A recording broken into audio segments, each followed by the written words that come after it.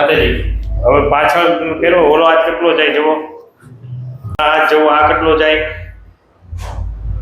હવે ઓલો હાથ આ લઈ લો, હવે આ કેટલો જાય જવો તો એટલો જ જાય છે હે, આથી વધારે નથી જતો, કાંઈ વાંધો નહીં, ચાલો હવે કરીએ. હજુ માતાજીનો જો પેલા હાથ જતો નતો, હવે જો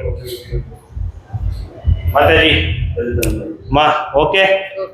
દવા લેવી અને ઓપરેશન કરાવવું એની કરતા તમારી પાસે આવ્યા પછી જો સારું થતું હોય તો એ જ ઈલાજ કરાવજો.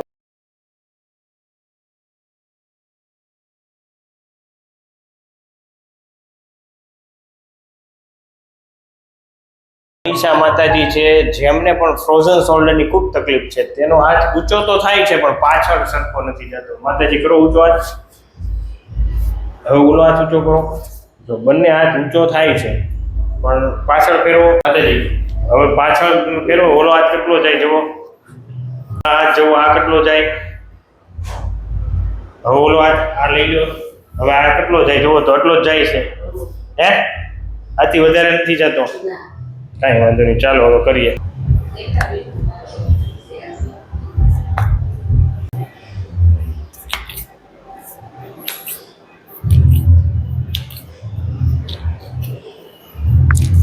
લીલું માં આવ દૂધ મેં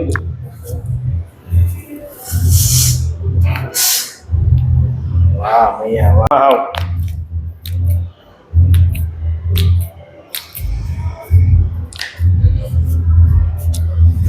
આવ લૂઝ માં જો કે નહીં પ્રભુ, જો આ બાજુ માતાજીનો જો પેલા હાથ જતો નતો, હવે જો માતાજી માં ઓકે. બોલો હાથ કરો, હવે આ કરો, વાહ આવ લૂઝ શરીર ઢીલું મેં ગયો માં, હાથ ઉપર હાથ મેં ગયો ભૈયા,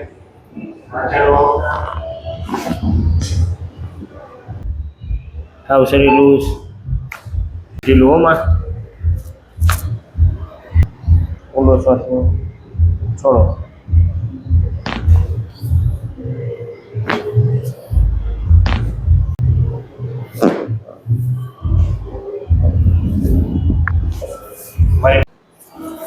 નીચેનો પગ સીધો કરો માં,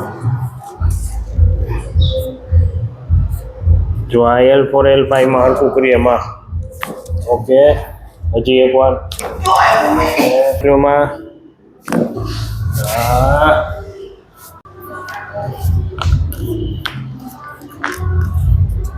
આવ લૂઝ નહીં યાર,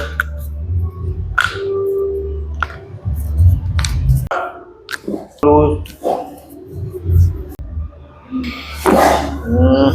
તો મિત્રો આપણી સાથે અત્યારે મનીષા માતાજી છે, જેમને ફ્રોઝન શોલ્ડર, ખભાની તકલીફ હતી ને કમરની ખૂબ તકલીફ હતી. તો આપણે પૂછીએ માતાજી આપ ક્યાંથી આવો ને શું થતું હતું તમને? હું બોટાદથી આવું છું, હું આ 6ઠ્ઠી વખત આવી છું. મને સાયટિકાની તકલીફ હતી, બધા ડૉક્ટરે એવું કીધું હતું કે ઓપરેશન સિવાય કોઈ ઈલાજ નથી આનો, અને દવા સિવાય મને સારું નહોતું રહેતું. દવા લઉં ત્યાં સુધી સારું રહેતું હતું, પણ આ તમારી પાસે આવ્યા પછી મને ઘણી રાહત છે, 99% સારું છે.